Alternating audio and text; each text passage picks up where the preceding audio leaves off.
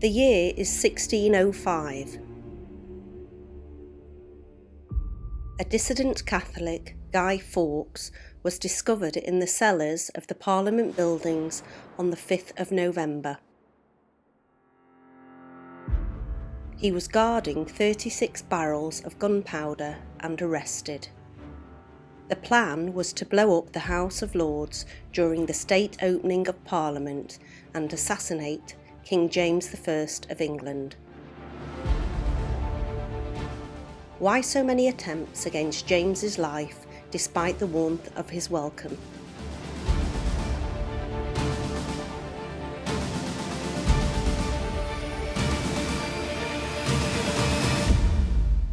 James was born on the 19th of June 1566 at Edinburgh Castle. He was the only son of Mary, Queen of Scots, and her second husband, Lord Darnley. Both Mary and Darnley were great-grandchildren of King Henry VII of England. Mary's rule over Scotland was insecure, and she and her husband, being Roman Catholics, faced a rebellion from Protestant noblemen.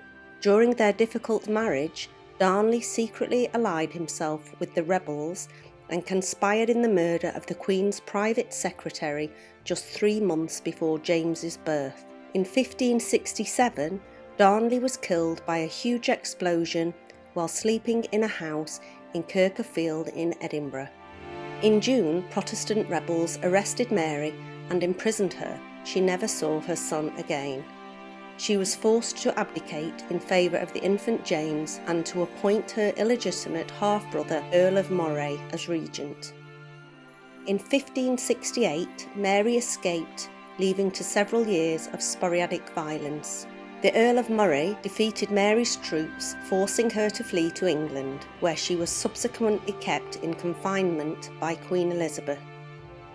In 1570, Moray was assassinated by a supporter of Mary. After Moray, there had been a series of appointments as regent. Lennox was killed in a raid by Mary's supporters, Mar died possibly of poisoning, and Morton was executed, belatedly charged with complicity in Darnley's murder. James was proclaimed an adult ruler in a ceremony of entry to Edinburgh in 1579. A Frenchman, Esme Stuart, first cousin of James's father, Lord Darnley, arrived in Scotland and quickly established himself as the first of James's powerful favourites. Esme was a Protestant convert, but he was distrusted by Scottish who noticed the physical display of affection between him and the king. In 1582, the Protestant earls lured James into Ruthven Castle, imprisoned him, and forced Esme to leave Scotland. After James was liberated, he assumed increasing control of his kingdom. One last Scottish attempt against the king's person occurred in August 1600, when James was apparently assaulted by Alexander Ruthven. Ruthven was run through by James's page, and the Earl of Gowrie was killed in the ensuing fracas. In 1584, Mary proposed an association with her son James. She announced that she was ready to stay in England and to retire, abandoning her pretensions to the English crown. Her sole demand was an immediate relief from the harshness of her imprisonment. James eventually rejected the idea and signed an alliance treaty with Elizabeth, abandoning his mother. His motivation was a chance of succeeding to the English throne upon Elizabeth's death.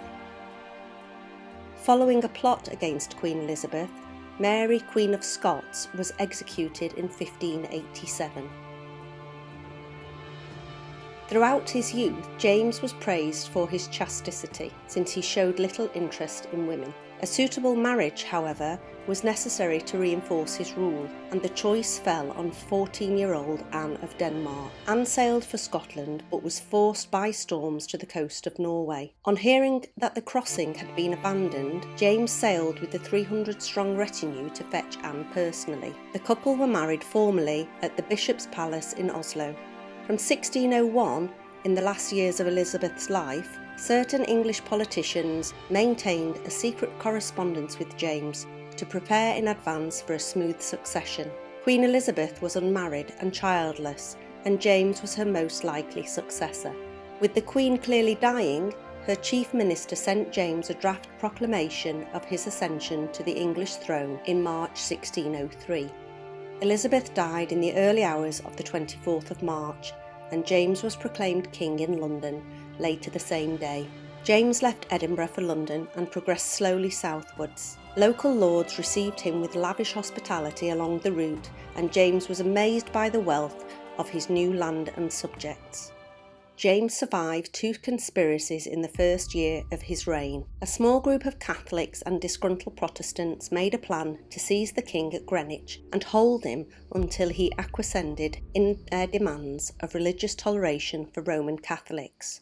The main plot was an alleged plan by Catholic nobles to remove the king and replace him with his cousin.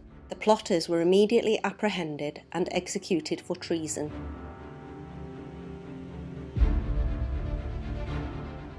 The Gunpowder Plot was a daring scheme to overthrow the Protestant King of England and replace him with a Catholic monarch. A group of conspirators rented a cellar under the House of Lords where they planned to detonate 36 barrels of gunpowder on the 5th of November 1605 during the opening of Parliament. Among them was Guy Fawkes, a soldier and explosives expert who was in charge of lighting the fuse. However, their plan was foiled by an anonymous letter that warned a Catholic lord to stay away from Parliament that day. The letter was shown to the king's advisers, who ordered a search of the premises. Guy Fawkes was caught red-handed in the cellar surrounded by the gunpowder. He was tortured and confessed the names of his fellow plotters, who were either killed in a shootout or captured and executed. The Gunpowder Plot became a symbol of treason and a cause for celebration, still commemorated every year with bonfires and fireworks.